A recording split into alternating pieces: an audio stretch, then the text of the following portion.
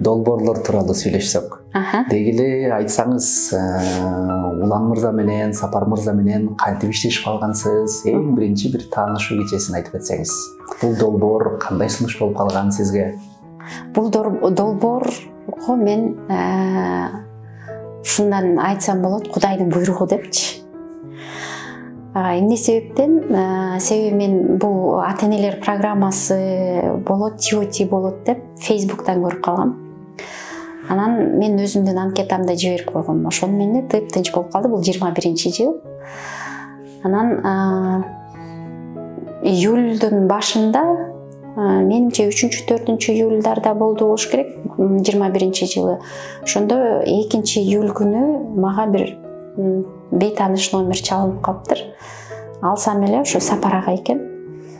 Анан өзүн тааныштырып, ушундай TOT-ге сизди чакырабыз деди да. Анан биздин TOT-ге катышыш үчүн шарттар бар. Анан ал кандай шарттар десем, ошо шарттарды түшүндүрүп берди. Анан макул, аткарам ал шарттарды десем, эгер макул болсоңуз, анда эртең келиңиз TOT-ге деди да. Эртең деп мен аябай таң калдым. Таң калсам, ой эжеке, бул программага негизи сиз резервде болчусуз. Бир эжеке келбей калды, ошол эжекенин ордуна чакырып атабыз деди да. Анан ошентип мен баягы бэкап деп коет англисче, резервде болчу экенмин. Анан Кудайдын буйругу экен, ошентип келип калдым да. Көрсө баягы региондорго, приоритетти региондорго коюшуптур. Мен Бишкек шаарынан бергендигим үчүн мени ошон үчүн баягы резервге коюп коюшуптур да. Анан региондон бир эжеке келбей калып, анан Кудайдын буйругу болуп калып мен келип калдым да. Деги эле айтсаңыз, акыркы күндөрү жаңылыктарды уксак деле, социалдык тармактарды карасак деле, ата-энелерди окутуу, чоңдорду окутуу, энелер мектеби, деги эле булга чейин мындай жаш балдарды окутуу деген көп болчу да. Бирок акыркы күндөр ушундайлар популярдуу болуп келатат. Деги эле бул ошол коомдун талабы болуп атабы, же биз басымды балдарга эле бере берип, ата-энелерди унутуп калыптырбызбы? Ошол тууралуу кенен айта кетсеңиз. Туура айтасыз. Өтө жакшы суроо болду. Баягы бул азыркы учурда эң актуалдуу темалардын бири да. Эң актуалдуу темалардын бири. Анан көбүнчө айтабыз го, баягы балдар тартипсиз, ата-энелерди сыйлабайт, чоңдорду сыйлабайт депчи. Анан алар кайдан тарбия алышат? Алар ооба ата-энесинен тарбия алышат. Ошон үчүн баягы азыркы ата-энелер көбүнчө 90-чы жылдардан кийинки жаштар ата-энелер болуп калбадыкпы? Ошол кезде баягы өткөл заман болуп, көбүнчө биздин ата-энелер же бизден кийинки төрөлгөн балдардын ата-энелери жеткиликтүү баягы тарбия бере албай калышкан деп кепилдик берип эле айта алам. Себеби ошол заманыбыз ошондой болчу да. Баягы кантип акча таап, кантип балдарыбыздын курсагын тойгузабыз деген маселе биринчи орунда туруп калган. Тарбиядан дагы ошол кезде мектептен деле биринчи орунда ошол кара курсакты тойгузуу болуп калган да, тилекке каршы. Заман ошондой болуп калды.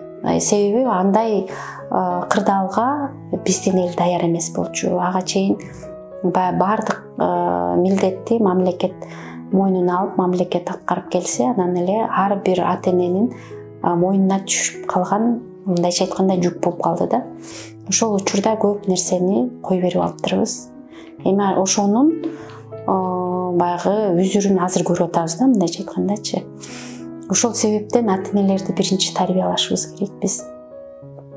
Ата-энелерди, эгерде ата-энелерди тарбиялап, ата-энелерге жакшы маалыматтарды берип, тренингтерге катыша алсак, ошол ата-энелер балдарын анан керектүү деңгээлде, мыкты деңгээлде алар тарбия бере алышат да.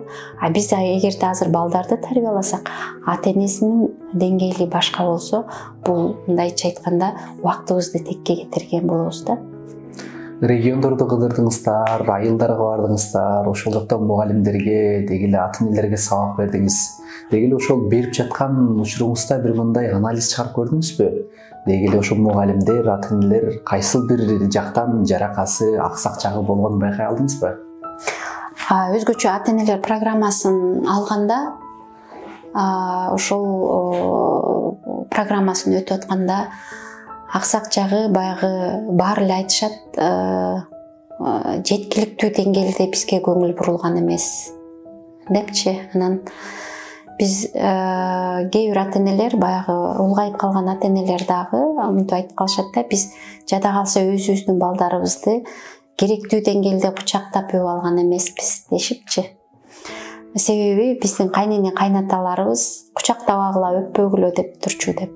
Ошол кезде ошол балдарга керектүү деңгээлдеги мээрим, сүйүү жетпей калган да. Жакшы көрүшөт, баалашат, ата-энеси экенин сыйлашат, бирок кандайдыр бир ортодо барьер тургандай да. Ошол барьер бар бизде, ошол барьер эми биздин балдарыбызга да бар дейт да. Ошо тыйып атып, анан азыр эми мисалы үчүн азыркы жаштар жакшы, каалаган учурунда кучакташат, өбүшөт балдарын дейт да. Бизде андай мүмкүнчүлүк жок болчу дейт. Биздин акыркы учурда ата-энелер балдарына ошо финансылык жактан каржылайм деп коюп, өзлөрү чет мамлекетке мигрант катары кетип барат. А бул жакта болсо тайнесинин колуна же туугандардын колуна чыгылса, мындай жаш балдар бир мээримге муктаж да. Ошол тууралуу бир кемчиликтерин же болбосо балким жакшы бир тайнесинин колуна түшсө бир артыкчылыктарын байкадыңызбы? Ооба, тилекке каршы бул дагы эң бир биздин чоң көйгөй. Бул мен ата-энелер программасына келечекте эле ушул маселени көп ойлончу элем да. Мынтер үчүн бизди алдыңкы 10 жылда көздөрүндө мээрим жок, сүйүү жок, келечек муун өсүп келатат деп эле ошо жанымдагыларга деле айта берчүмүн да. Алар кимдер? Алар мигранттын балдары депчи. Анан ошол программаны өткөндөн кийин 100% кепилдик ала алдым да. Мен чынында эле ошондой балдар өсүп келатыптыр депчи, тилекке каршы. Баягы ошо биздин программада эң сонун тема бар да, байлануу. Ал байлануу төрөлгөндөн баштап 3 жашка чейин калыптанат да. Ошол калыптануу туруктуу же болбосо бекем болсо, ошонун жыйынтыгында өзүнө ишенген, тил табыш алган, мындайча айтканда жакшы инсан өсүп чыгат. Ал эми ошол байлануу туруксуз болгондо өзүнө ишенбеген, түнт, өзүнө баягы көңүл бурдурууга аракет кылган инсандар келип чыгып атат да. Анан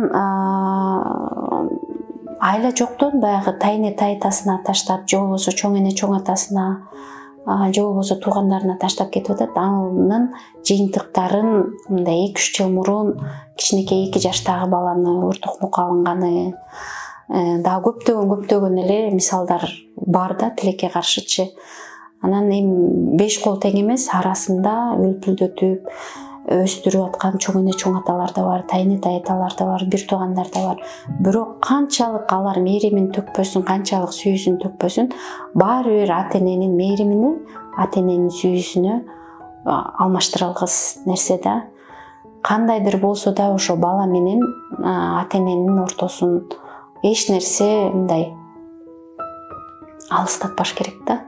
Ошонун кесепетинен көп травмалар болуп келип чыгат. Көп баягы сагыныч деле, куса деле, бул деле өзүнчө бир чоң стресс, травма бала үчүн. Анан ошо травмалардын аркасынан тилекке каршы көп нерселер, негативдүү нерселер келип чыгат. Сизге терең ыраазычылык билдиребиз. Ушул 1 сааттан ашык интервьюга созулду. Кудай буйрса ошо сиздердин жардамыңыздар менен биздин ата-энелер, мугалимдер канчалык бир деңгээлде бир балага бир мээримин төгүүгө бир себепчи болот деп ишенебиз. Буйрса быйылкы жылы жемиштүү жылдардан болсун. Сизге терең ыраазычылык билдиребиз. Айтканыңыз келсин.